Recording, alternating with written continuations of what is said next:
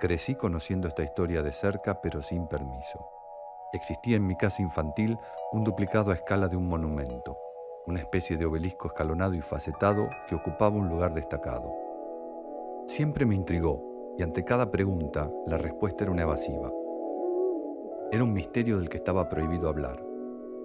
Alguien llegó a decirme que era una réplica del monumento a la bandera, y ahí fue quedando. Recientemente volví a verlo y descubrí que mi monumento a la bandera no era tal, sino una réplica del mausoleo construido por Raúl Barón Visa a la memoria de su mujer, Miriam Stefford. Pero si era un monumento al amor, ¿por qué ocultaba tanto misterio?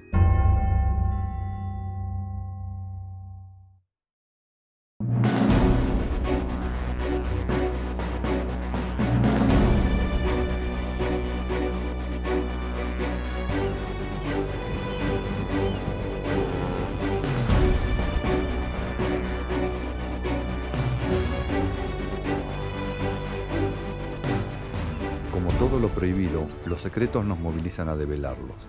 Es más que curiosidad, es una fuerza interna que tracciona a pesar nuestro. La prohibición familiar para hablar del tema produjo justamente el efecto contrario al deseado y mi inquietud empezó a crecer.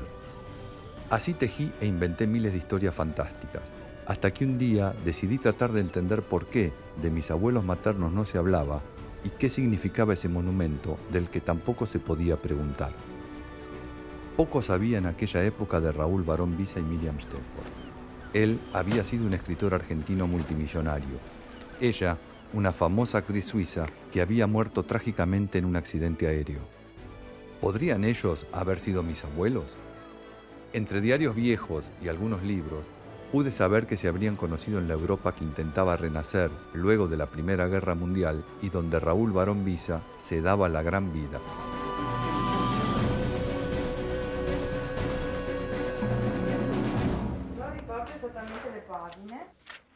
Raúl Barón Visa, nada más ni nada menos que un millonario que heredó una fortuna. Siempre, caminaba por los bordes. Ed era a settembre, vero? Era a settembre. Novembre, 20... No. Io le ho passate tutte, se volete guardarlo con calma. Él, joven heredero de una enorme fortuna, paseó por el mundo gastándola. Pero ¿por qué en determinado momento se detiene en Miriam Stefford, que era el nombre artístico de esta señorita que se llamaba Rosa Marta Rossi Hoffmann?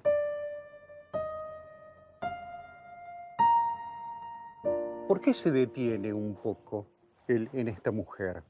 Después de haber recorrido mundo y cansarse, como él decía, de tener muy cerca boquitas pintadas, mentirosas y a lo mejor perversas, porque sin duda alguna eran tal para cual. Aventureros, desafiantes, viviendo por los bordes, tal vez con el peligro, tal vez con el delito. La revista Lido se publicó entre 1923 y 1935. Se editaba en 3 idiomas y era de lectura obligada para los turistas que pasaban por Venecia. En esa revista, entre otras fotos de Miriam y Raúl, encontré una que fue la pista para llegar al embarcadero de un famoso hotel.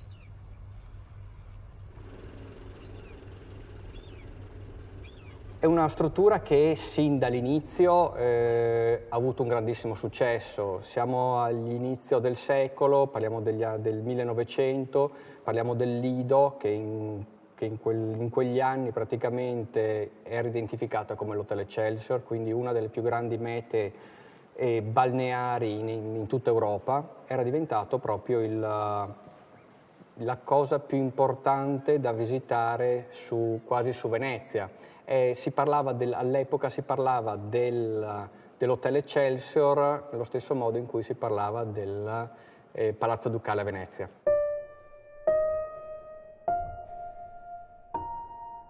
Ese encuentro entre ambos que de pronto sucede en ese hotel y en una mesa ella estaba sentada y tenía un marajá a su derecha y un hombre de negocios de mucha fortuna a su izquierda. Ambos se descubren, se maravillan, se desean y terminan tal vez desafiándose.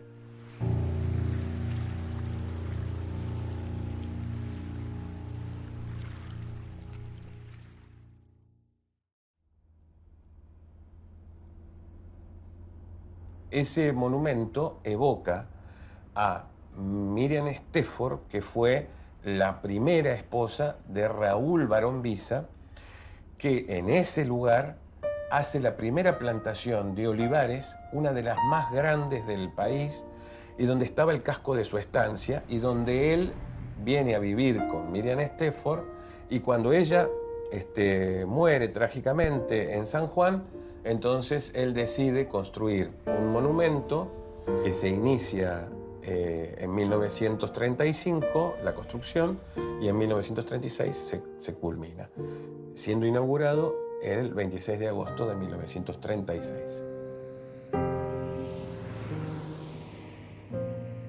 Raúl Barón Visa estaba enamorado de su mujer y era amante de las excentricidades en todos los sentidos de su vida, y para demostrar ese amor tenía que hacer ese monumento. Esa torre que tiene 82 metros de alto, 406 escalones, y que, bueno, solo la personalidad de Barón Visa se le puede haber ocurrido levantar un monumento así para recordar a su mujer, ¿no? Cuando uno lo ve, además, impresiona como un monumento, como un gran homenaje, ¿no? Un homenaje al amor, supongo. Da la sensación de que se eleva, ¿no? Es una mezcla entre un monumento tierno, un poquito kitsch para mi gusto, pero también como para hacer perdurar algo. Es una mole que yo la designo por ahí como una de las 7 maravillas que tenemos en Córdoba, ¿no? Porque marcó la vida de toda una época ese monumento, sí, señor.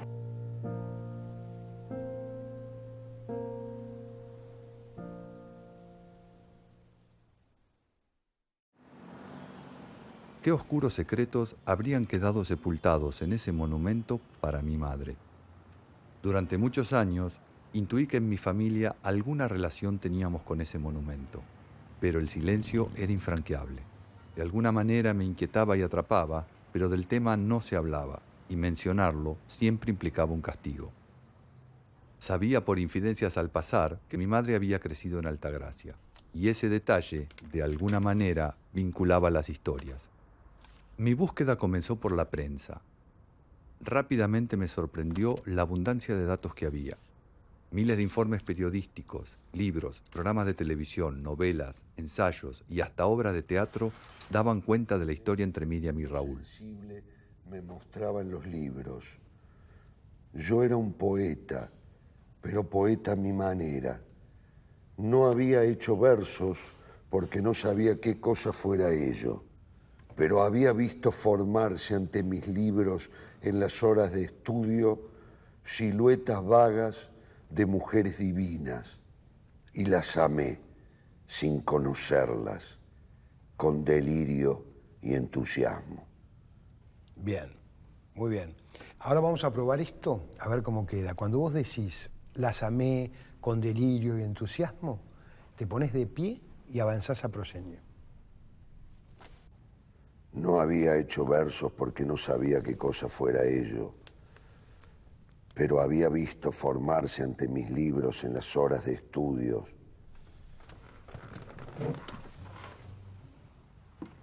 siluetas vagas de mujeres divinas, y las amé sin conocerlas, con delirio y entusiasmo. Raúl había sido un escritor, un revolucionario, un provocador acusado de pornógrafo. Incluso alguno de sus libros habría sido prohibido y quemado. Estuvo exiliado, encarcelado y perseguido. Sus pasiones, el lujo, las mujeres, el dinero y tal vez la mayor de todas, las letras. Sus primeros contactos con el periodismo fueron en el diario El Argentino. Hizo 2 o 3 crónicas para ese diario que fueron una seguidilla de sus impresiones por Europa. Toma el vuelo que une París con Londres y cuenta cómo ha sido ese primer vuelo entre París y Londres, que sería, digamos, como si hoy alguien hubiera estado en la inauguración del tren que pasa por debajo del Canal de la Mancha, digamos. Y después hizo una serie de crónicas más, porque viajó a Rusia y ahí contó también cómo estaba viendo la revolución bolchevique. Y era época en que sí, los argentinos, Rastaquer, íbamos a París, íbamos a Europa a tirar el dinero que sobraba. No sabíamos qué hacer. Esto ocurrió en los años 20. Y de ahí sale todas las historias de que él hizo quebrar la banca de Monte Carlo. Y yo siempre pensé, bueno, si hizo saltar la banca, ¿cuánta guita habrá perdido este tipo en el casino? ¿Te imaginas? Claro, era una época glamurosa en la cual se inventó esa frase que dicen que es de Varón, que es tirar manteca al techo. Dicen que la frase la inventó Raúl Varón, que él tiraba la manteca al techo. Recuerden que están en Venecia, ¿no? Y que recién se conocen. Los dos se están pavoneando, pero también se están midiendo de una manera muy sutil. Vos le encantás con tu simpatía, con tu cultura, pero también con tus campos interminables. Ella imagina que él le propone riesgos, ¿no? Pero entonces, ¿qué es eso tan original, tan distinto que él ve en ella? Varón está acostumbrado a que las mujeres estén todas muertas con él todo el tiempo. Cuando él siente que controla la situación, se aburre. Claro. Con vos no le pasa eso. Él ya parece porque tenía su propio medio, ¿no? Tenía esa revista Charleston, de la cual sacó, creo que pocos números, creo que sacó 3 o 4 números, no más que eso, donde se hablaba de lugares hermosos, de viajes, de paseos, de fiestas, de los garden parties que se hacían en Buenos Aires en aquella época, de las fiestas de sociedad, ese tipo de cosas. Me parece que una revista evidentemente de chismes sociales, ¿no? En esa revista estaba atestiguada, fotografiada, desde cuasi prostitutas hasta estrellas de la farándula. No había allí elementos de la cultura porteña. Es justamente en esta revista que aparecen las primeras noticias que la prensa argentina publica sobre Miriam Stefford. Como una evocación, como un resurgimiento, como la última delegada de aquella fastuosa corte de Francisco José, acaba de pasar por nuestra ciudad Miriam Stefford, la Bella. Miriam Stefford es una de las mujeres que la diosa Fortuna hizo su ahijada, rubia de un rubio noble y puro que asemeja un halo luminoso en torno de su rostro maquillado. La nota continúa y habla de sus comienzos en teatro, en Berna, en Viena, en Budapest y su participación en 3 películas de los míticos estudios UFA de Alemania. Y la firma un tal Rababi.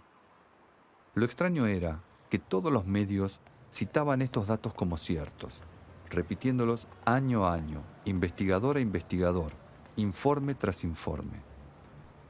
Ahí es cuando comencé a preguntarme cuánto de esta historia podría haber sido real y cuánto una excelente puesta en escena. Parafraseando alguna cosa que Raúl Barón Visa le dijo a un periodista de la revista Caras y Caretas, vino de la lejana Suiza. Nosotros podíamos agregar que era seguramente, como él, una transgresora y con muchas ganas de aventura.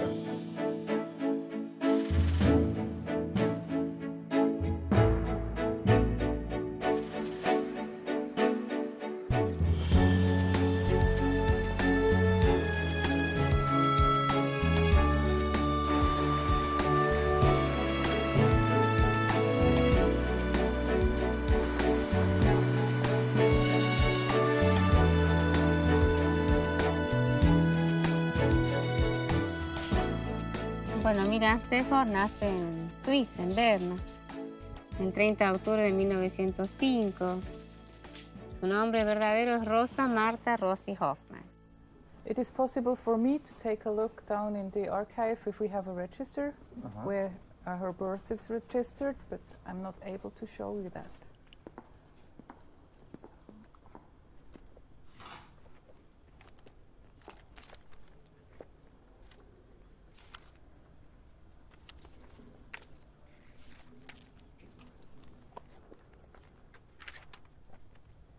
So yes, I found the entry. She was born here in Bern.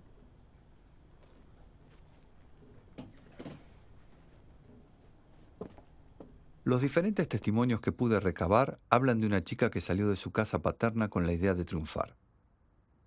En algunos casos se cuenta que no quería ser ama de casa como su madre. Algunos mencionan que no quiso quedarse al frente del negocio familiar. Pero todos coinciden en que a Rosa Marta Rossi su vida no le alcanzaba y quería más. Ella quería trascender.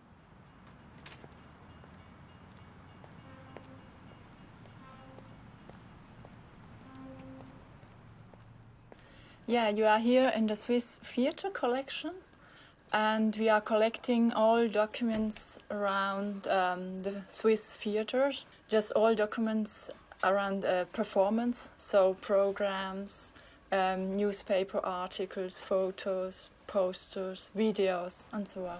Mm-hmm. Exactly. I show you now our collection of press documents.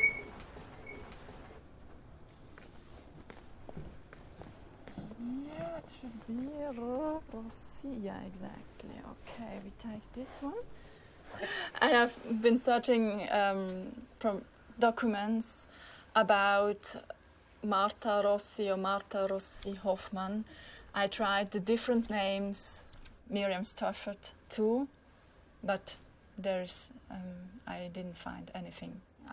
There were 3 main fields where I have been searching. So this is the press documents here, and this Deutsches Bühnenjahrbuch, and in our data files, where we registrate all performances in Switzerland, in the bigger theatres in Switzerland.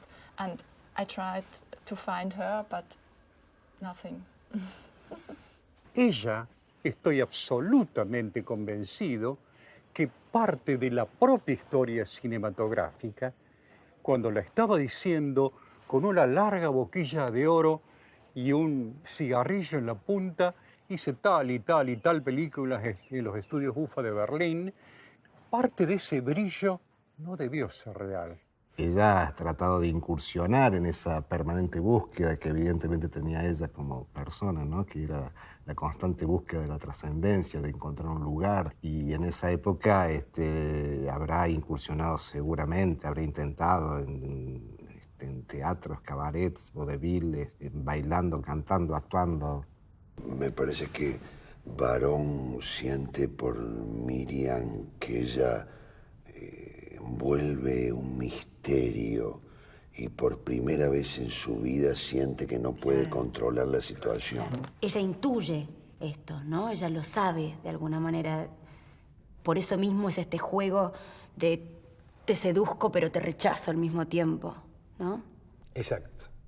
Por eso mismo se sorprende a sí mismo cuando te confiesa que le cuesta muchísimo volverse a Argentina. ¿Hacemos la escena? Sí. Te encantaría conocerla. Ella me enseñó a cabalgar cuando era niño. Y a veces salía a galopar horas y horas. Y seguía estando en nuestro propio campo, que es interminable. ¿Y cómo se llama tu madre? Catalina. Como Catalina la Grande. Tu agudo sentido del humor me hace acordar mucho a ella. ¿Vos sabías que el sentido del humor es un signo de inteligencia? Vos fíjate que las personas poco inteligentes no tienen sentido del humor. Jamás me divertí tanto con alguien. La verdad, no me veo volviendo solo a la Argentina.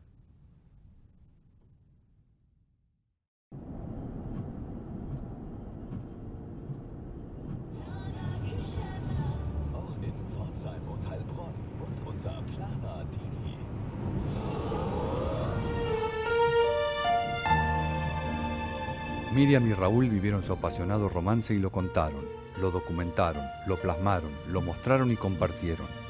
Los medios se hicieron eco y repitieron todo sin chequearlo. Una estrella de cine y un escritor se conocen en la vieja Europa. ¿Quién le miente a quién? ¿Quién engaña a quién? o juntos engañan al mundo.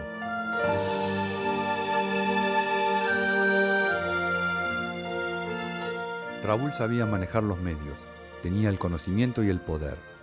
Yo tenía solamente unos pocos datos y la intención de reconstruir una historia. La necesidad de buscar documentación que avalara lo dicho y escrito cientos de veces se iba convirtiendo en una obsesión. Una necesidad de confirmar, de alguna manera, que algo era cierto, que la historia no era solamente una excelente puesta en escena. ¿Era posible que el pasado cinematográfico de Miriam Stefford hubiera empezado a escribirse desde la revista Charleston? Me había llamado la atención que digo, bueno, si fue actriz en algún lado debe haber estado, para buscar material de ella fílmico. Ella dice haber participado en una película que se llama Póker de Haces y otra de un nombre Kist, que algo así como La Condesa de Chicago. Solamente me sonaba uno de ellos que era Moulin Rouge, pero aún así en la versión muda, la primera versión del año 28, no figuraba ni como Miriam Stefford ni con su nombre original Rosa Rossi. Y a partir de ahí, bueno, entré a buscar, rastrear en los archivos de UFA, que por ahí todavía existía algún material. La respuesta que había obtenido es que no había figurado, al menos en los registros que tenían en Berlín, ninguna persona que se haya llamado de ninguna de las dos formas trabajando allí. Que lo habrá intentado, me imagino que sí que lo intentó.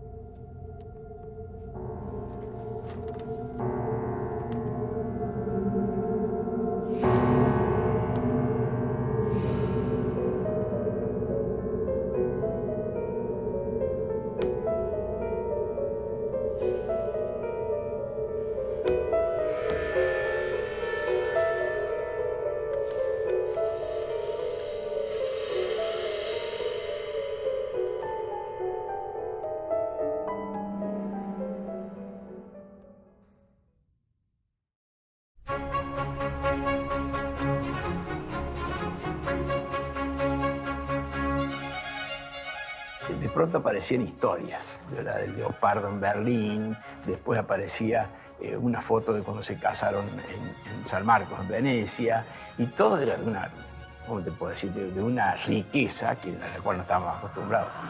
Y el agregado fabuloso, que es la belleza. Sí, ¿no? Era una La belleza, preciosa, sí. era una cosa impresionante, seguramente asociado con la juventud. Se casaron en Venecia. Con un cortejo de góndolas. Según las distintas recopilaciones de datos históricos, se casaron e hicieron una fiesta que acá salió publicada, por supuesto, en el diario La Nación, como algo pequeño, pero que contaba a todos los aristócratas europeos que han venido a esa fiesta de casamiento.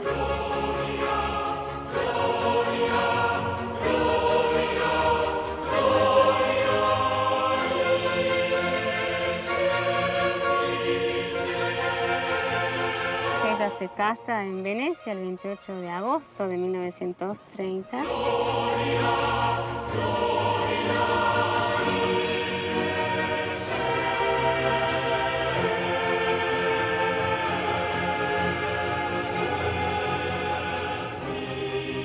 No pude conseguir, por ejemplo, el acta de matrimonio de ellos. Yo personalmente no vi ni siquiera una fotografía del casamiento.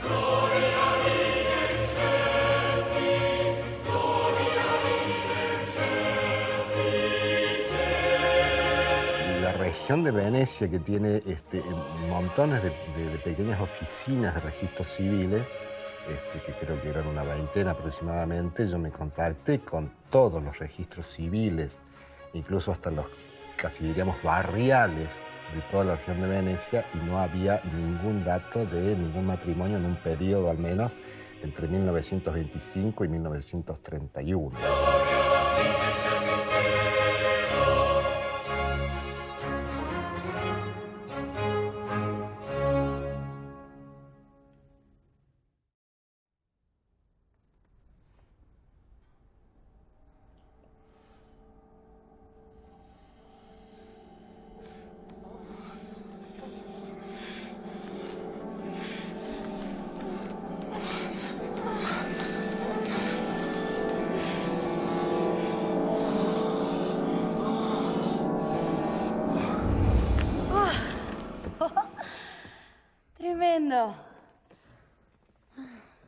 Decime, ¿son todos así en tu país? Somos una mezcla de sangres. Tenemos sangre española, italiana, inglesa, francesa, alemana, polaca, judía. Así que imagínate lo mejor de cada casa. Claro. Ahora entiendo la distinción de tu potencia. Cada vez me va a costar más volverme a la Argentina. A mí cada vez me va a costar más quedarme sin vos.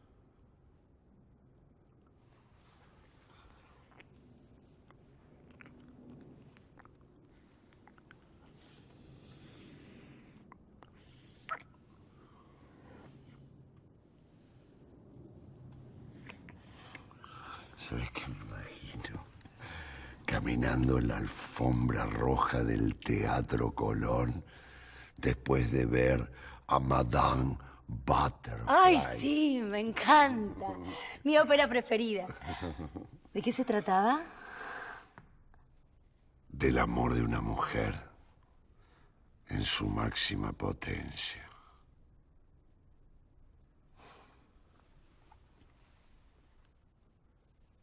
Yo te voy a hacer muy grande. Miriam Stefford. Muy grande.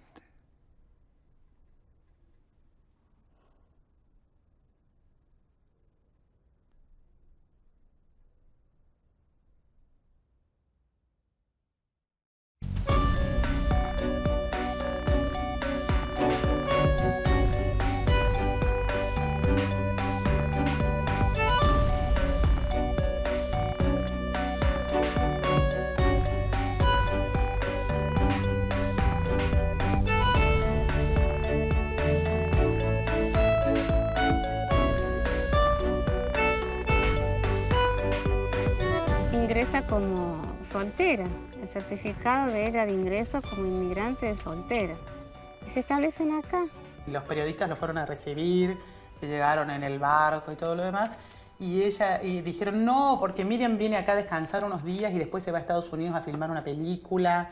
Y decían, viene el varón y la baronesa. Jugaban con esto del apellido de él y con que al mismo tiempo aprovechan como que ella tenía un título nobiliario, que no tenía nada, porque ella era hija de trabajadores. Y jugaban mucho, fantaseaban. Yo creo que ellos trabajaban con eso permanentemente, que él era un gran fabulador y sabía vender estas historias de manera impresionante. Decían, sí, nos vamos a comer unos asados, tomar unos mates, nos vamos a ir a la estancia un ratito, después Miriam se tiene que ir a Estados Unidos a filmar una película muy importante. No había tal película. Ella dijo que iba a filmar una película sobre gauchos.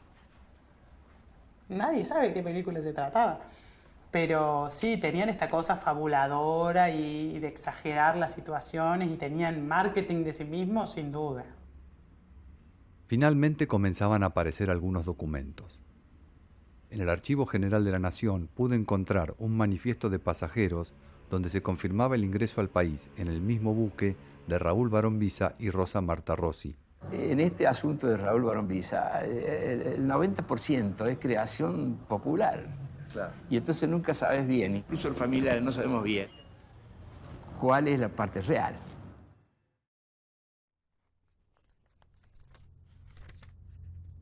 Lector, no quiero ni debo engañarte. No necesito tu aplauso. No temo a tu abrazo, ni me hace falta tu dinero. Estoy más allá del oro y de la fama, más allá de esa fe que hácete creer sincera, la caricia de tu hembra y la mano de un amigo. He nacido rebelde, revolucionario, como otros nacen prosenetas o cornudos. Alma que no busca el alma hermana. No te pido respeto ni mofa. No me interesa. Estoy por encima de tu admiración y de tu burla. No espero tu aceptación ni tu rechazo. Voy hacia ti sin que me llames, seguro de mí mismo.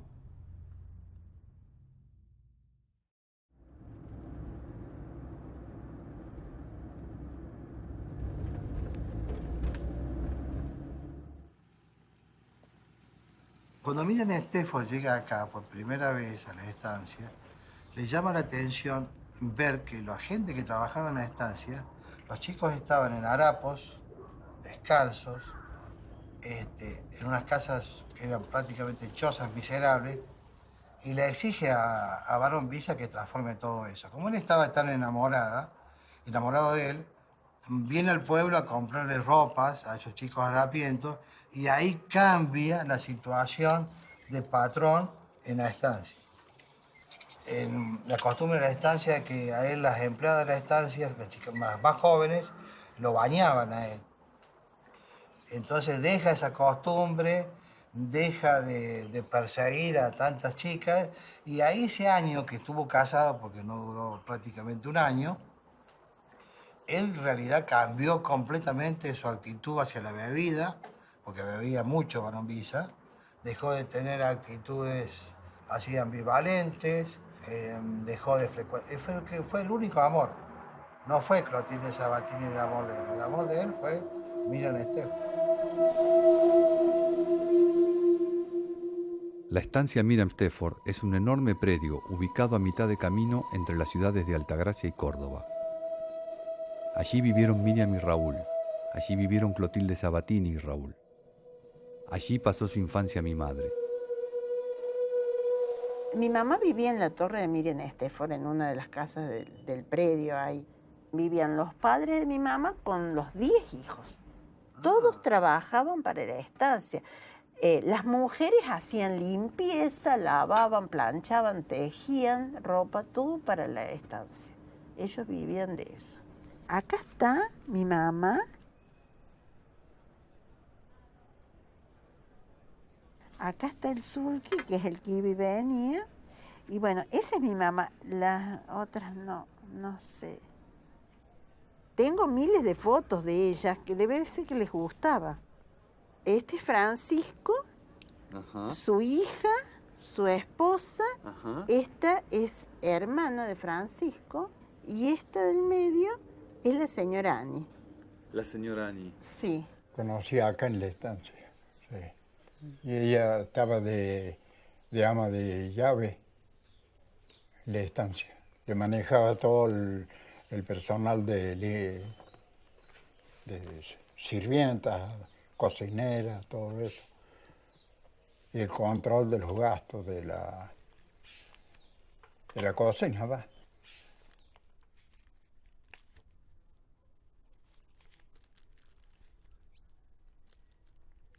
¿Esta era tu hermana? Sí. La que Sí. trabajó acá. Esa es la que trabajó acá. ¿Qué hacía qué cosa ella acá en la estancia? Y ella estaba ahí por alrededor de la cocina, como le ayudaba a la cocinera, esas cosas. Sí. Y ella era la señora Annie.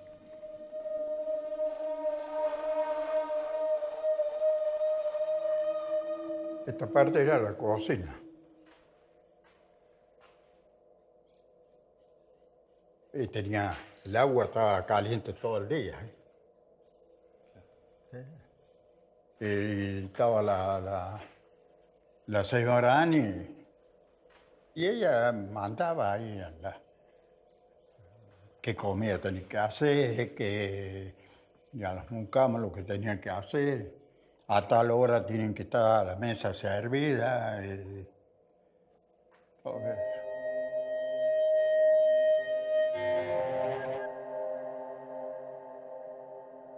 La señora Annie.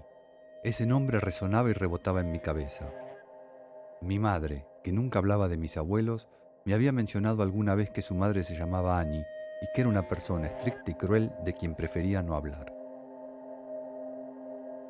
El edificio de la casa, el casco de la estancia, cada detalle evoca el paso de Miriam Stefford, desde las baldosas, que tienen el monograma de Miriam Stefford, hasta cada uno de los elementos que forman parte de la arquitectura de la casa.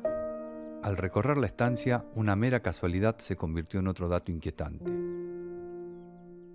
El monograma de las baldosas que homenajeaban a Miriam Stafford coincidía exactamente con el nombre y apellido de mi madre. Recién ahí tomé conciencia que el nombre de mi madre se escribía exactamente igual que el de Marta Rosa Rossi. ¿Podría ser una casualidad o el nombre de mi madre respondería a algún otro tipo de homenaje?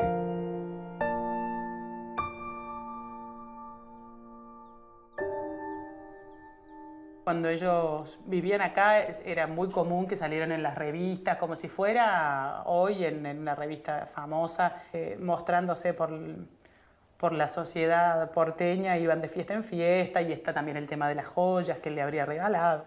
Ambos empiezan a alternar entre el disfrute de lo que era la movida en todo el mundo de la aristocracia criolla, pero a su vez se burlaban de esa misma clase a la que ellos mismos terminaban perteneciendo, o al menos que Raúl pertenecía desde la cuna.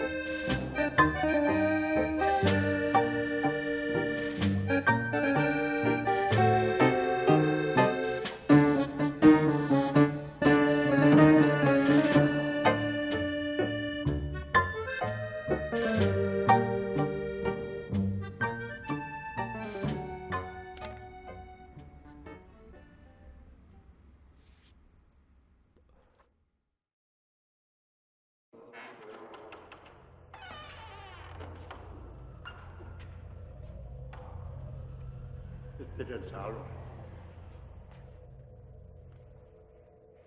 Y acá estaba el bar. Este era el famoso bar. El famoso bar. Bueno, acá hacían las fiestas cuando venía gente de Buenos Aires, todos cogotudos grandes.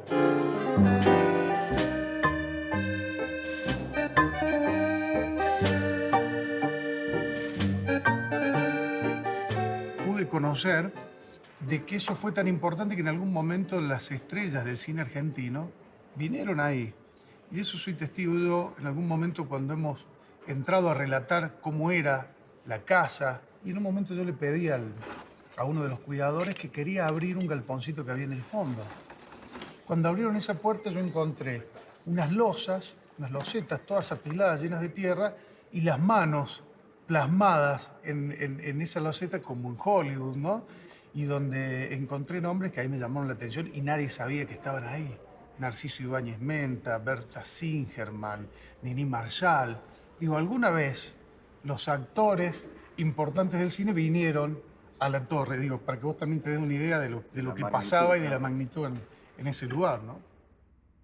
Él se ocupaba de difundir estas fiestas que hacía en la mansión de la calle Alvear, en las que invitaba a sus amigos aristócratas y de la alta clase porteña, los hacía ir disfrazados de pobres, de trabajadores del puerto, las mujeres de prostitutas, y los mezclaba con verdaderos trabajadores del puerto, verdaderas prostitutas, verdaderos cafillos, todos en la misma fiesta.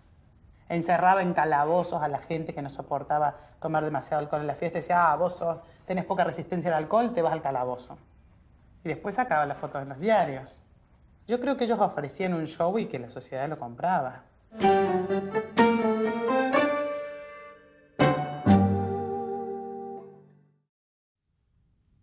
Yo pensé que todos los argentinos eran como vos. Pero vos sos distinto, Raúl. Al final, la sociedad argentina es igual a la europea. Se la pasan jugando al bridge. En los clubes Los hombres juegan al golf, las mujeres toman el té, hablan pavadas. Son insoportablemente aburridos.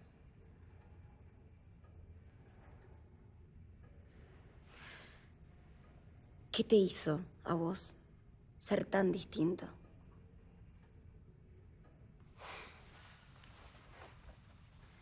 Raúl, nunca me soportaría terminando como esas mujeres.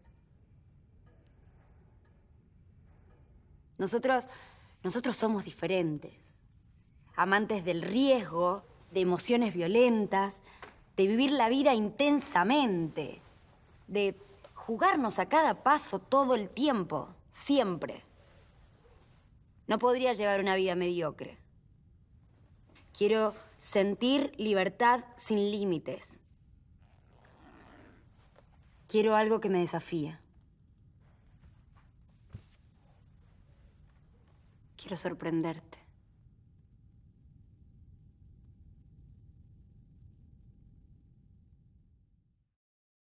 Si pensamos en los años 20 y tanto, los años 30 del siglo pasado, un aeroplano formaba parte de lo más. Entonces, no sé si fue él o si fue ella misma que llevó a incursionar en la aviación, pero sí era para mostrarse en sociedad. Y lógicamente que lo consiguieron, porque lograron tener la prensa suficiente como para ser notables y pasar a recuerdo con todo lo que significa hoy el nombre de Miriam Stieford para la aeronáutica.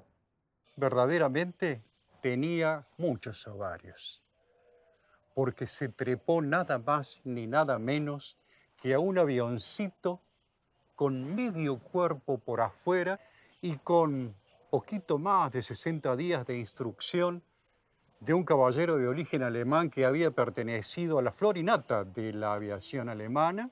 Aprendió a volar. Dicen que fue también su amante.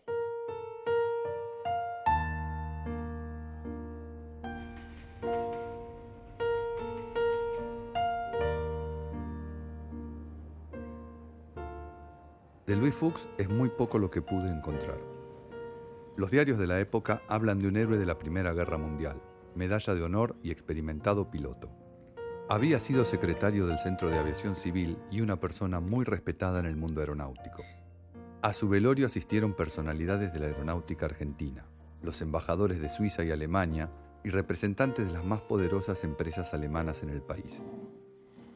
En algún momento me comentaron que los ingleses lo tenían identificado como un piloto con un alto récord de derribos, pero nunca pude confirmarlo. Había nacido el 28 de marzo de 1897 en Ludwigshafen, Alemania. De religión protestante, hijo de una familia trabajadora, tenía 2 hermanos, pero nada pude saber sobre cómo llegó a la Argentina. This is the house. Jakob-Winkler Straße 16, 20 minutes walk. Yo tengo datos, al menos documentos donde aparece mencionado como Luis, Guillermo Fuchs o Ludovico Fuchs. Entonces, los nombres son traducciones de los nombres originales que él ha traído. Tampoco he llegado a tener alguna copia del documento personal que él ha tenido. Sí hay constancias que ha volado en Argentina, que ha recibido una reválida de su licencia de vuelo. Un piloto de primera línea. Y viene acá como todos los pilotos porque después del Tratado de Versalles no podían trabajar. Entonces venían a Buenos Aires y queda como instructor en el aeródromo de Castelar y ahí la conoce a ella y bueno, la historia que todos conocemos. Pero pagó un precio con su vida. Por seguirla a ella en su afán, él pagó con su vida.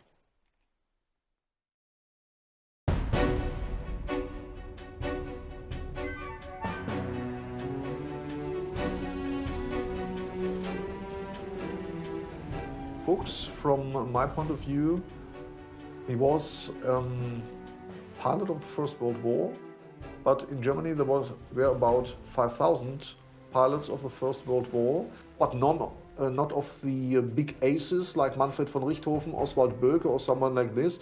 And the other problem is that the situation of the German archives, especially the military archives after the First World War, it's a complete catastrophe. Because mass of the material was destroyed during the Second World War by the Germans or by air raids of the Allies. So if you want to look for German aviators of the First World War, you have a real problem. You wouldn't find anything.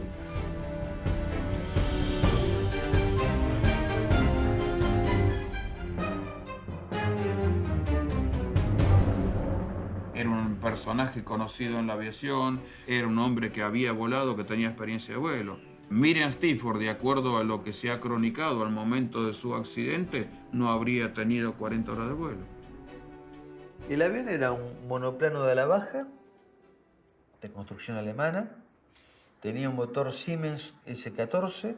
Llegaron al país oficialmente 3 aviones que vinieron por la firma Grobli y Hermanos. Esos aviones eran el matriculado R-143, el R-144 y el R-188. De los 3 aviones que tuvieron registrados en la Argentina, el más moderno, que era el R-188, era de Fuchs. Aparte de instructor del agrónomo Castelar, él vendía ese avión. El RAI tenía que ser un éxito, sí o sí. Y después está el lado sentimental, que es un poco el mito de la República Argentina, el mito del noviazgo, de la relación que ella mantenía con Ludwig Wilhelm Fuchs, que es real. Y también lo amaba Barón Visa, pero bueno, algo pasó. Algunas malas lenguas dicen que ella ya andaba de picos pardos con el mecánico y que Barón Visa en la última parada le hizo aflojar algunos tornillos. Por eso cuando llegaron a Maralles se vinieron abajo. Que a mí me lo contó alguien, el dato de la infidelidad en este mismo hotel. Y ese alguien fue mi tío, que entró de cadete a este hotel de muy pequeño y se jubiló de subgerente, don Pedro Moreschi. Él me dijo que una vez se hizo una fiesta porque había llegado ella en avión a la ciudad de Altagracia y Barón Visa le había preparado un cóctel de recibimiento aquí en el Sierra Hotel. Entonces le hicieron el cóctel, había mucha gente y en algún momento Miriam Stifford desapareció. Es decir, desapareció, no se la podía encontrar. Qué casualidad que justo había desaparecido ella y el piloto y que aparecieron después nuevamente juntos. Entonces yo le pregunto, ¿vos lo que me estás diciendo es que Miriam Stifford le era infiel con el piloto? No. Yo no te puedo decir eso. Sí te puedo decir dónde estaban. Los dos estaban metidos en una habitación del hotel. Era la pieza 142. Yo no te puedo decir que hayan sido infieles.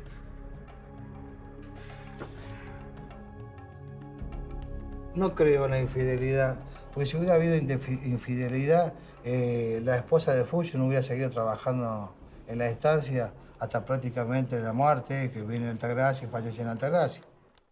Bueno, Annie fue la novia de Fuchs, ellos estaban por casarse, era una novia muy, sinceramente, muy enamorada por lo que decían en la prensa, y ella queda en medio de una historia.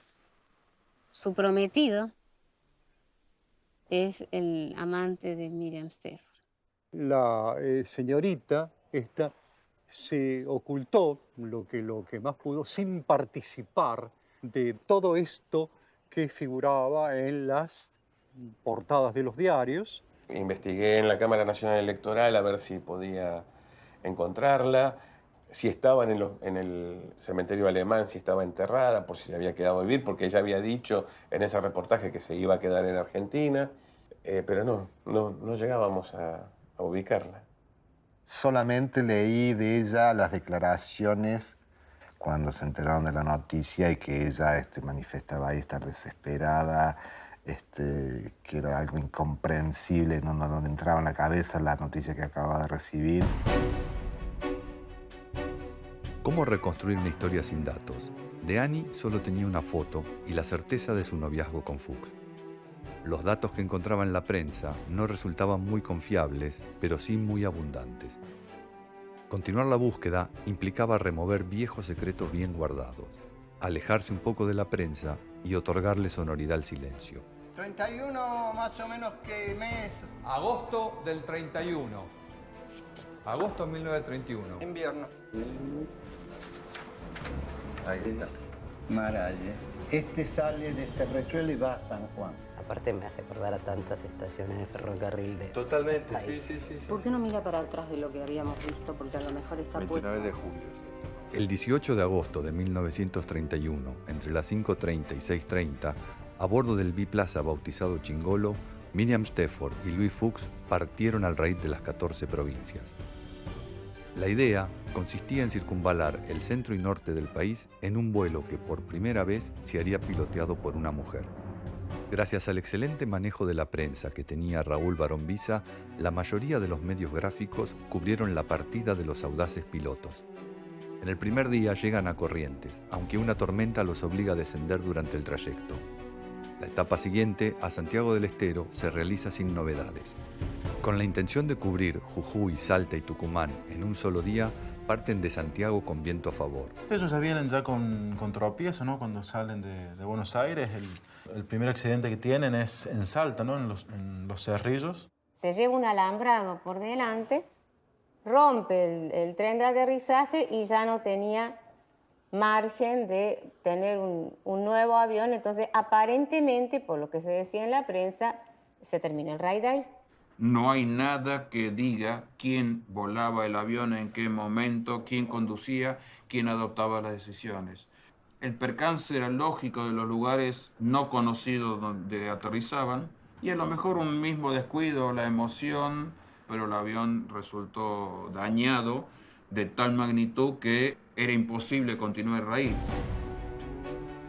Al enterarse, Raúl convoca a Mauricio Debuchy, quien era compañero de curso de Miriam y propietario de otro BFW idéntico al Chingolo 1. Debuchy parte inmediatamente a Salta, aunque también este avión, a causa de desperfectos, tuvo que ser reparado de urgencia en Córdoba. Finalmente, el raid continúa con el ahora bautizado Chingolo 2. El 26 de agosto de 1931, temprano en la mañana, levantan vuelo en La Rioja con destino a la ciudad de San Juan. Sin duda alguna, el accidente capturó la atención de aquel momento. Los diarios cronicaron con un título catástrofe. Se mató Miriam Stefford.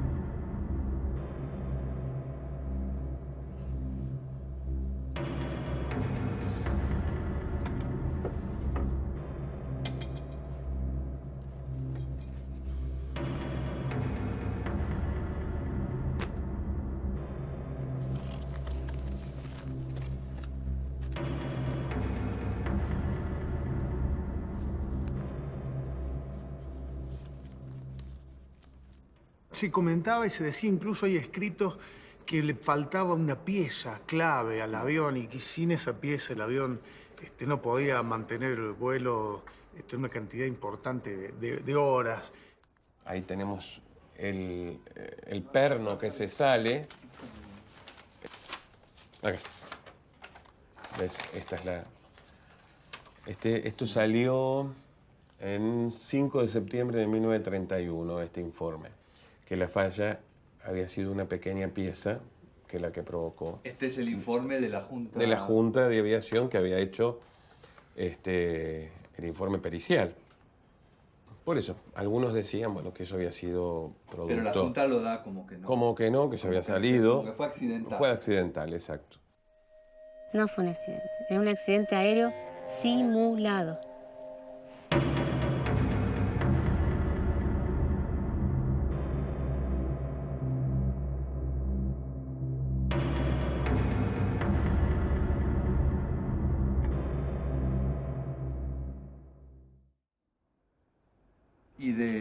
si la novia tenés alguna foto. Y acá, esta que es una fotografía original, que es Louis Fouche. Y esta foto, por lo que yo pude descubrir aquí, 8 días antes de que rindiera su vida en el trágico accidente de Malasia, fue tomada esta foto. Esto creo que me parece que es un diario La Prensa, o es de Buenos Aires el diario. Dice, la madre adoptiva y la novia del piloto Fouche aún lloran su muerte. Creo que es muy doloroso para ella, ¿no? Tener que haber trabajado con quien fue, ¿no? La relación que había entre Miriam y su prometido, porque no era su novio, era su prometido, estaban por casar. Era una mujer muy preparada, ¿eh? Y sí, para ser ama de llave de Barón Visa, ¿no? No era cualquiera. Porque acuérdense que Barón Visa era todo un personaje. Entonces la persona que tuviera al lado de empleada de él no iba a ser así nomás, ¿no? Era divina. Era una mujer hermosa, sí, era hermosa. Era muy recta, muy educada y con nosotros era muy cálida y bueno, nos quería a todos por igual. Cocinaba, hacía postres, todo, pero ella tiraba todo a lo alemán. Viajó varias veces, sí. Yo tenía un primo mío que venía de Córdoba los viernes. Él quería aprender alemán, entonces ella todos los viernes venía acá al patio de mi casa, se sentaban, ella traía diccionarios y libros y le enseñó y le daba tarea de un viernes a otro y después hablaban alemán los dos. A mi hermana le hablaba, mi hermana se reía, ¿no? Claro, no entendía nada. Pero a ella le gustaba hablar en otro idioma, Sí, que se supiera sí, que hablaba otro le idioma. gustaba, sí. Sí, le gustaba de juntarse siempre, o la encontraba ahí por la avenida Belgrano, en Altagracia. Le decía, señora Ani, ¿cuándo voy a mi casa? Ya voy a ir un día de esto. Bueno, vaya, le espero. Va. Ya algún rato que tenía, así iba a la casa de mi hermana. O si no, mi hermana iba a la casa de ella. Se visitaban.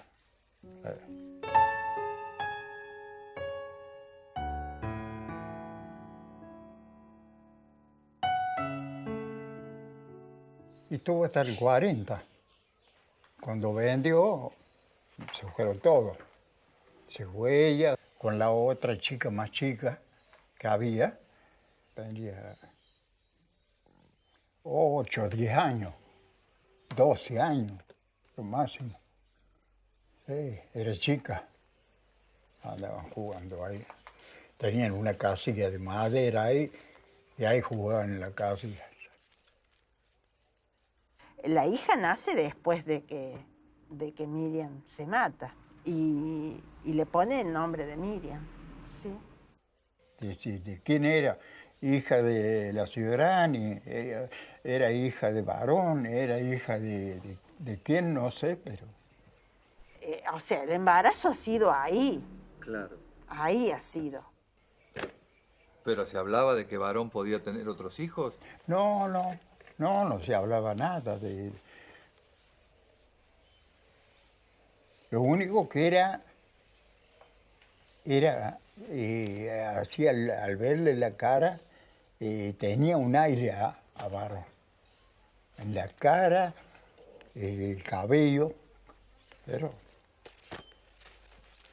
yo no llegué a saber quién era.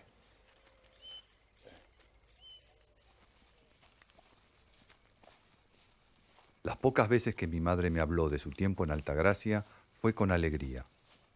Recordaba a su caballo Moro con cariño y solía ir a visitar el monumento asiduamente en esas tardes de verano que salía a cabalgar. Pero si los días más felices de su vida pasaron en esa estancia, ¿qué era lo que quería ocultar y mantener enterrado?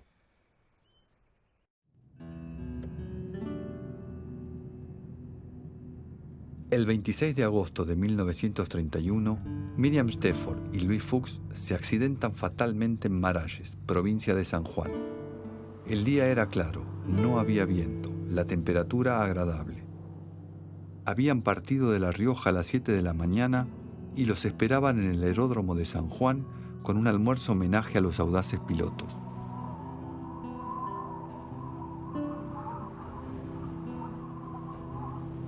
Como 30 años que vivimos acá.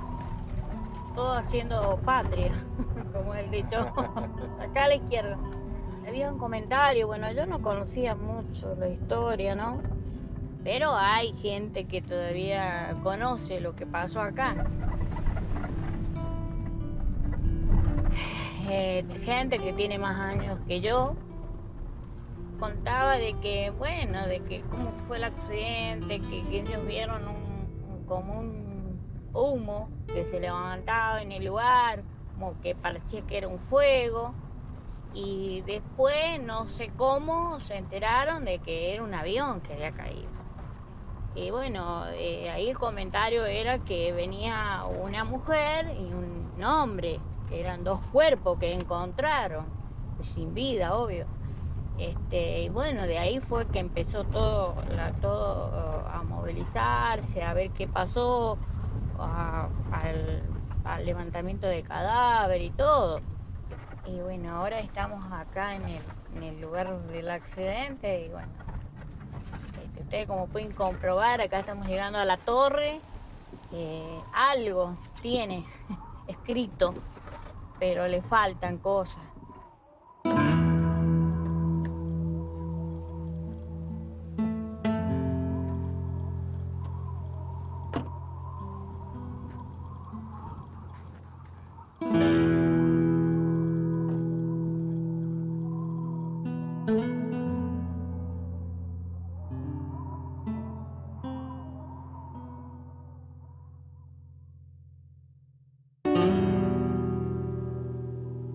En el sitio exacto del accidente, en el desierto de Maralles, Raúl Barón Visa manda a construir un monolito en homenaje a los fallecidos.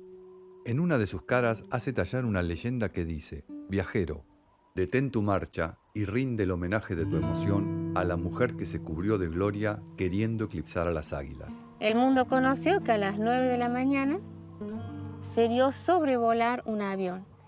Después de pasar las montañas, un tiempo y luego la explosión. Eso lo debo haber escuchado en 5 personas. Los restos del avión estaban acá, exactamente acá, porque coincide con las dos montañitas. El sol, las mismas montañas de las fotos no cambiaron. Y esas fotos no fueron hechas precisamente por gente marallense. ¿Quién sacó esa foto? Esa es la pregunta. ¿Quién la sacó? Si no fue la policía, no fue una persona de Buenos Aires, no era un marallense, ¿quién la sacó? La sacó alguien que estaba acá.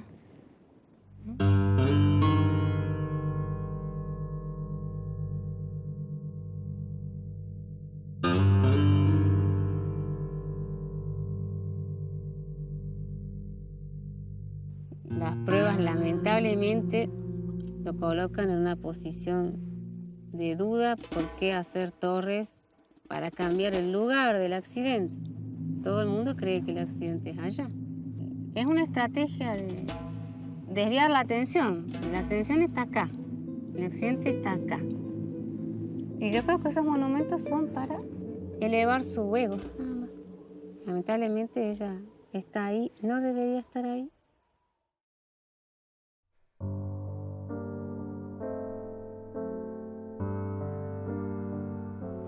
Los restos de Miriam Stefford y de Louis Fuchs son velados en Buenos Aires y llevados después en estos coches fúnebres, tirados a caballo, hacia la Recoleta, a la bóveda familiar de los Barón Visa. Queridos amigos, estamos frente a esta bóveda negra de granito pulido, que estuvo inhumada aquí una señora llamada Margarita Hoffman. Bajo el nombre de Miriam Stefford, esta señora fue la esposa de un escritor llamado Raúl Barón Visa. Él le había obsequiado un avión y ella se mata en un accidente aéreo. Fue inhumada aquí.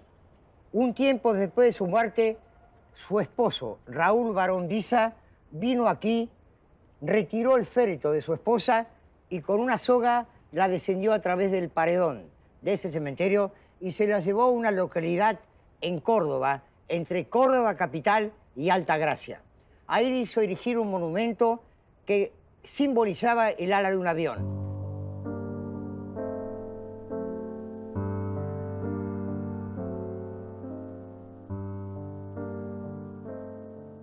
El 26 de agosto de 1935 se puso la piedra fundamental del edificio a donde concurrió Sabatini, porque evidentemente Barón Visa lo había dado algún aliciente económico para la campaña donde Sabatini y Gallardo ganaron la gobernación.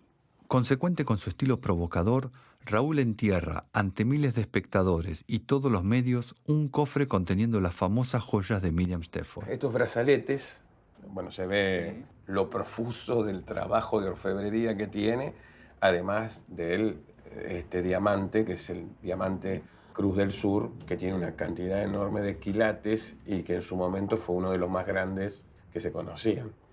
15 metros cúbicos de hormigón armado y una maldición preservarán al cofre del vandalismo.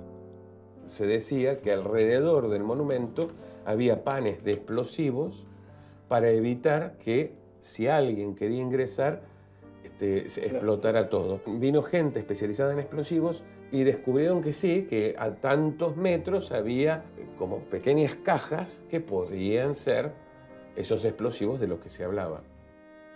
El 26 de agosto de 1936 si inaugurò il monumento.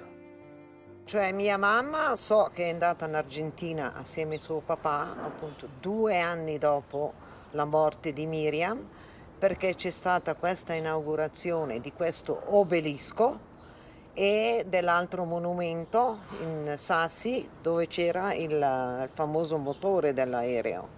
E lì hanno fatto questa grande cerimonia. La historia cuenta que probablemente en Suiza hay alguna parte de la familia todavía. Pues eso es verdad, aquí la tiene, lo que hay, estamos aquí. Y lo único que sabemos es algún cuento de la madre de mi tía Miriam y de mi padre, de esta señorita que se fue por Argentina. Para nosotros es una historia que parece muy triste, que a su tiempo probablemente ha sido también una bella historia, una historia, un cuento de hada, entre comillas, que pero a nosotros ahora mismo no nos interesa. Y así que dejámoslos así y vale, si ella fue una buena o mala actriz, si ella se casó con uno o con otro, pues nada, es una historia y así. Lo que ha sido, ha sido.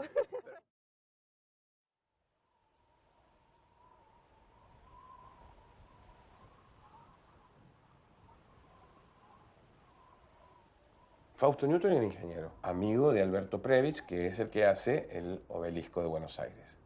Ambos estaban trabajando en un nuevo proyecto que era poner a consideración pública justamente el uso del hormigón armado. Entonces, ambos son los que idean el monumento a Miriam Stefford y a su vez el obelisco. Para tristeza de los porteños, este monumento tiene 6 metros más que el obelisco. Al enterarse de que el obelisco tenía 76 metros, ¿no le habrá hablado al ingeniero diciéndole, yo quiero que el mío sea más alto?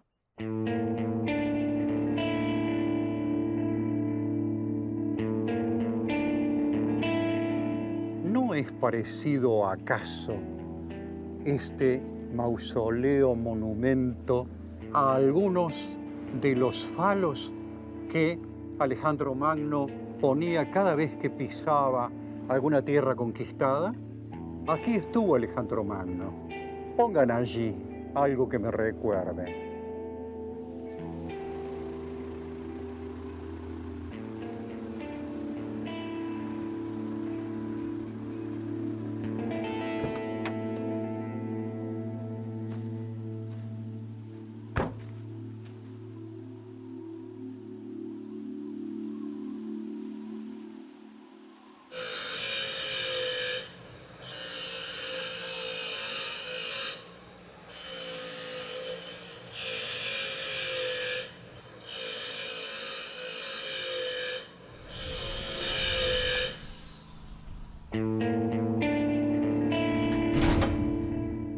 Maldito sea el que profane esta tumba.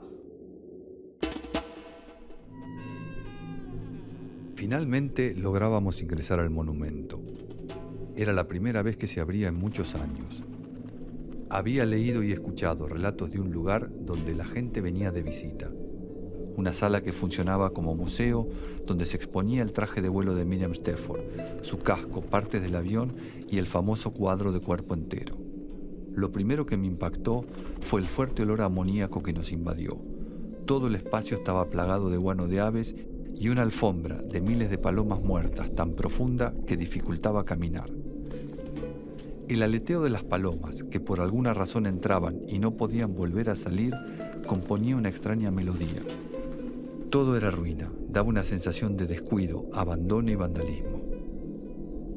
La historia del entierro de Miriam junto a todas sus joyas había logrado que cientos de saqueadores ingresaran una y otra vez, perforando, rompiendo, profanando. El monumento tiene varias partes, pero en la parte donde estaban depositados los restos de Miriam Stafford, en determinado horario del día se proyectaba sobre esa tumba, sobre el ataúd, una cruz que está calada en la pared. La cripta, protegida por una pesada reja de hierro, había sido violada.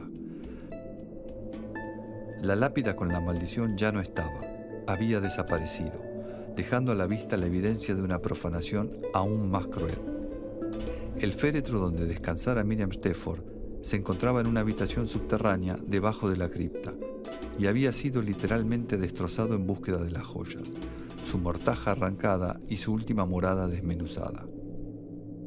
Solo quedaban vestigios del cajón, un agujero en el suelo como testimonio de la profanación y una pequeña caja conteniendo sus últimos restos.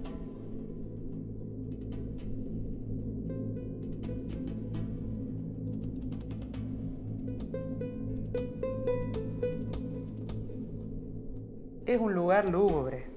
Como monumento al amor es bastante extraño. Yo entiendo que él se basó en determinadas creencias, pero como monumento al amor no es lo que uno se imagina, al menos como escena bucólica del amor. Es más bien todo lo contrario, es un amor bastante retorcido.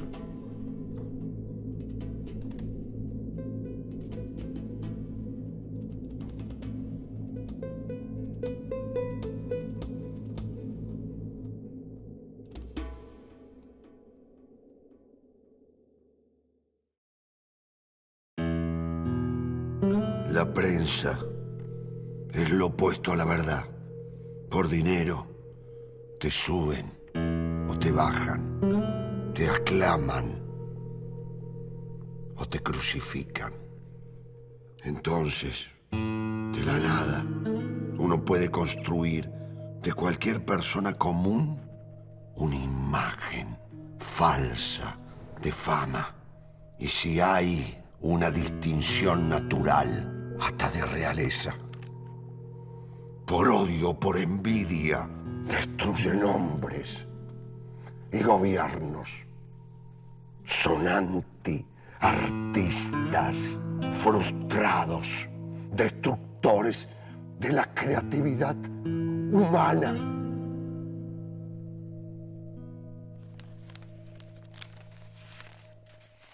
Yo los conozco bien. Yo les pagué. Yo los usé y están sucios. Por eso, sin asco, los desenmascaré hace mucho.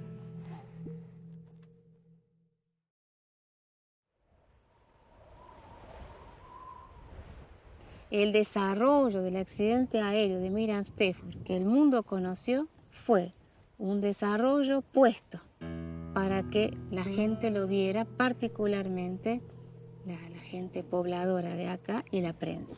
Maralles era una parada obligada, porque el motor tenía 6 horas de autonomía.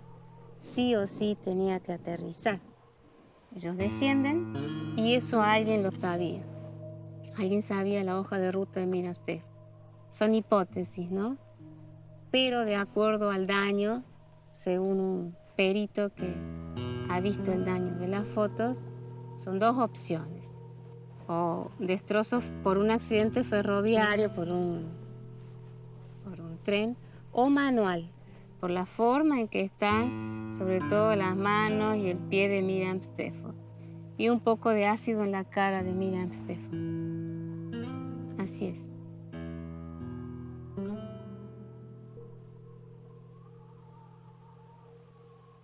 Hoy a la distancia uno mira este desierto y dice, pero ¿cómo puede ser que 2 cuerpos estén destrozados físicamente porque hay que estar acá, ¿eh? Y si estaban vivos. Tal es así que el perito forense trata de ver ahí si hay proyectiles. Y me dice, no, porque el proyectil deja cierta marca que se abre. No, acá no hay ningún proyectil. No, entonces eso un poco es lo que creo que él lo hizo con ese conocimiento, ¿no? De instalar su propia novela en su vida. Sí.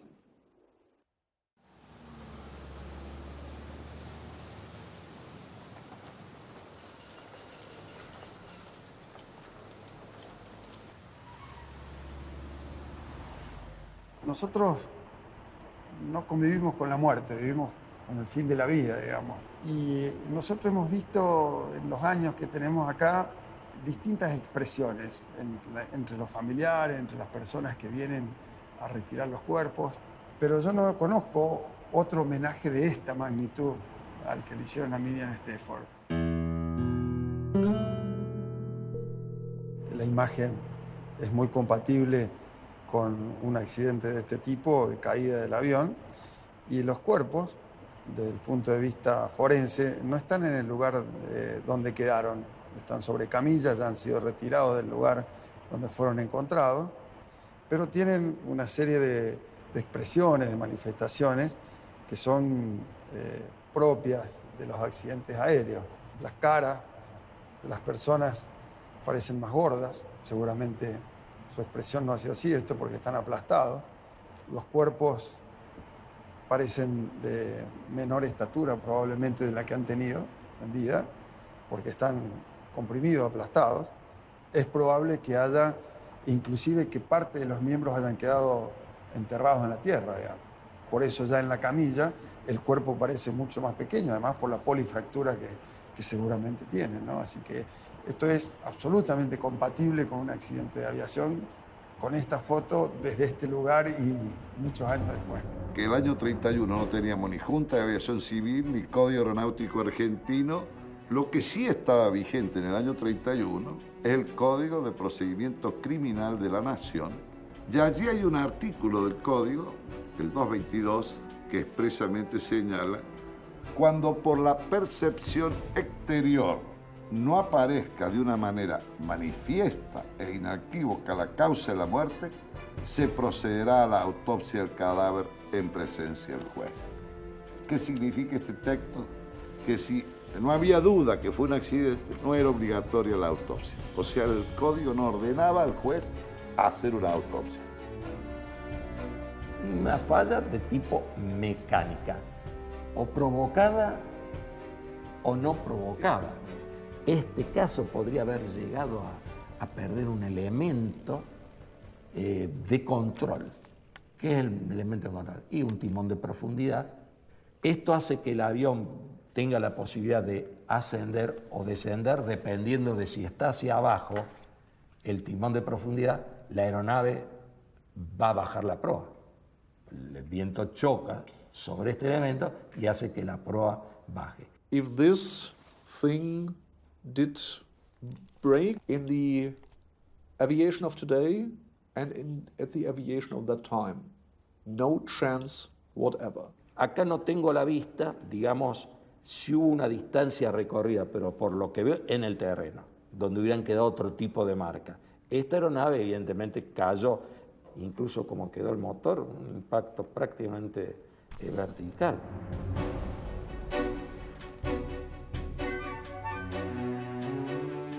Tenemos una colección de expedientes criminales.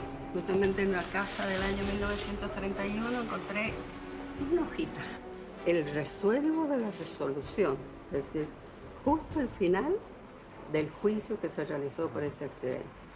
Donde el juez, justamente acá, en la parte más importante, se dice, visto las presentes actuaciones formuladas con motivo del accidente de aviación ocurrido en Maralles de esta provincia y del cual resultaron víctimas Guillermo Fuch y Rosa Marta Rossi. Considerando que de las pruebas acumuladas a los autos resulta de una manera evidente que el hecho de referencia se ha producido en forma casual y sin que existan presunciones siquiera de algún propósito criminal de persona alguna en el mismo hecho. Por ello, atento a lo que dispone el artículo 336, inciso 2 del Código de Procedimiento de lo Criminal y de conformidad con el presente dictamen fiscal, resuelvo, esa es la parte importante, sobreseer definitivamente en esta causa. Es decir, que todas las personas que en ese momento se involucraron en el juicio fueron sobreseídas porque se probó que era un accidente.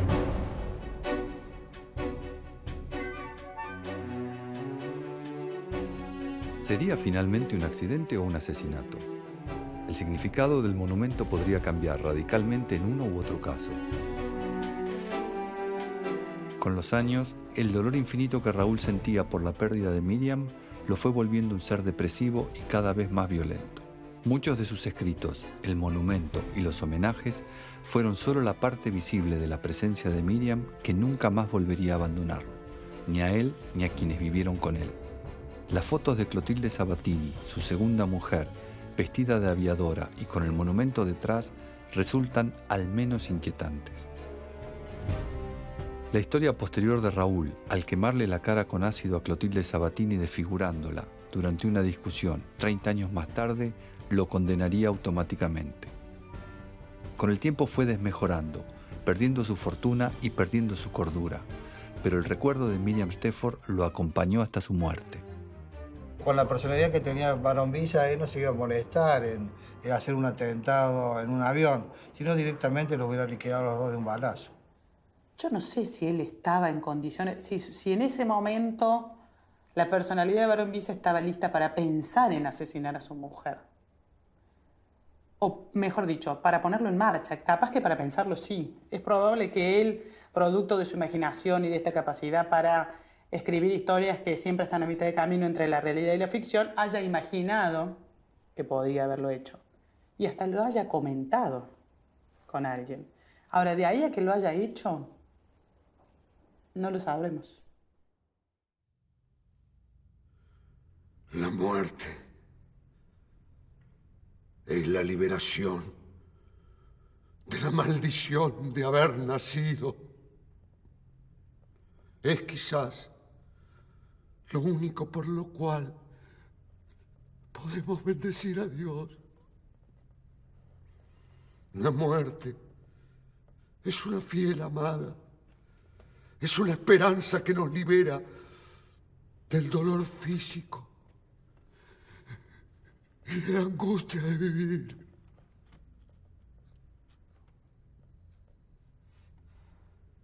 Temerla es prueba de un instinto animal no superado. El que teme la muerte no puede haber amado la vida, porque aquella es la consecuencia de esta. Te aferras a la vida porque ignoras que la muerte es solo la transformación de tu materia en otras materias.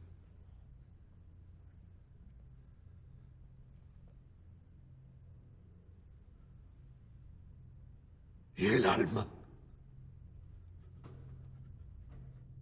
ese soplo que llama divino, esa inteligencia que te destaca de los otros seres vivientes, no es sino la diabólica creación que permite al hombre ser la más sanguinaria de las fieras.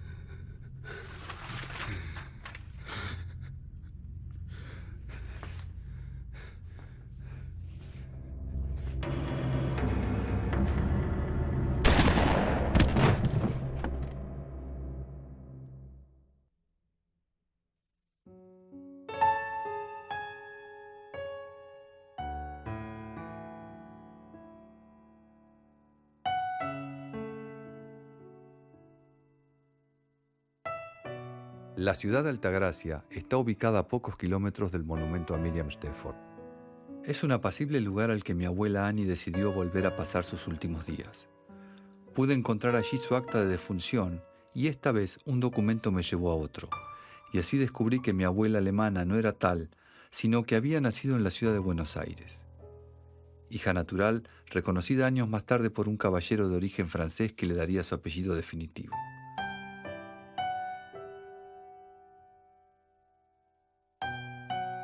Siempre venía, todos los años para las vacaciones venía acá. Y pasaba a lo mejor 10 o 15 días acá con nosotros, en una casa o en otra.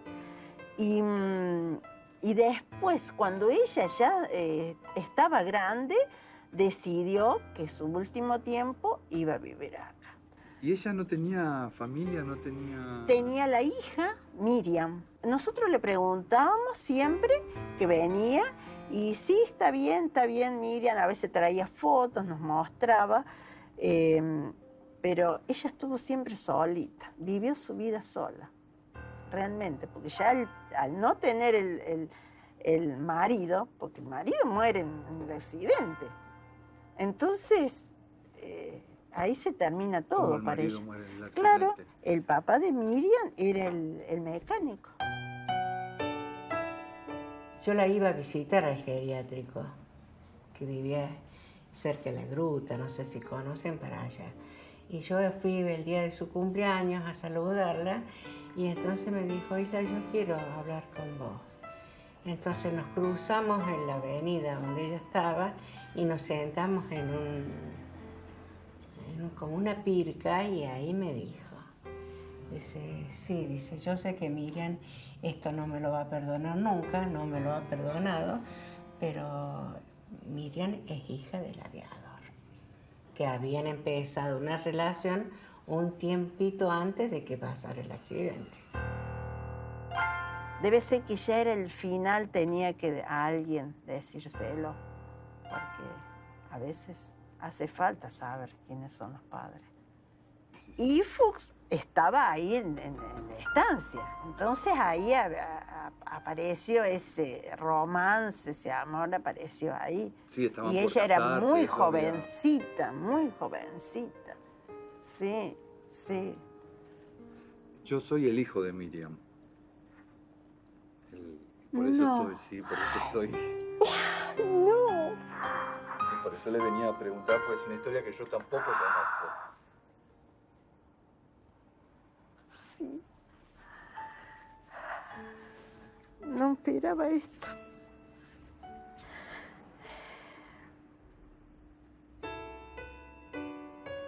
Bueno. ¿Por qué? No, porque yo pensaba que era solamente, que era todo un equipo de trabajo, nada más, pero no pensaba que era tan allegado A la historia. a la historia de Annie. Annie y de Miriam. El tema es que yo nunca la conocía a Annie, yo solamente yo tengo una foto que yo Claro, muy chiquito con Annie. Claro.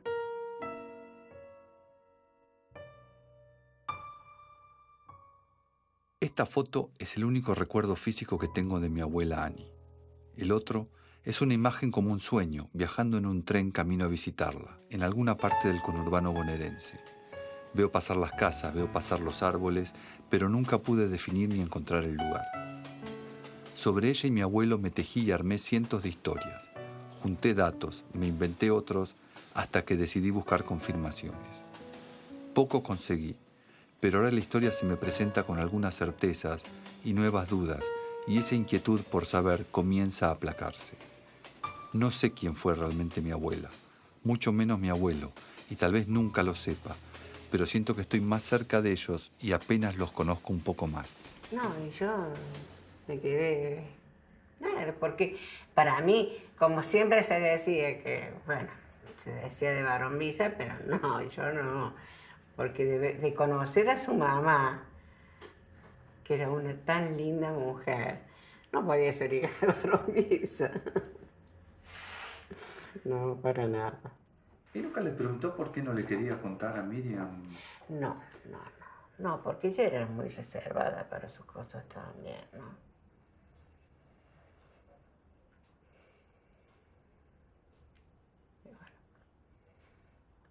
Son cosas muy íntimas también que era, acuérdese que ya ahora no sé cuántos años tendría ella, pero ella era mucho mayor que yo y preguntarle a una persona grande cosas así medias muy íntimas, no. Pero eso me lo confió, ella me confió eso, que yo creo que ninguna de mis tías sabía de lo que ella me confió a mí. Claro. Fue un poco tiempo antes de fallecer. Claro, es que sí, tiene razón tu mamá, porque claro, ella es capaz de que todo ese cariño, a lo mejor que no se lo dio a ella, lo volcó con nosotros, que éramos la otra parte, porque ella tendría que haber seguido con la vida de tu mamá y sus nietos. Claro.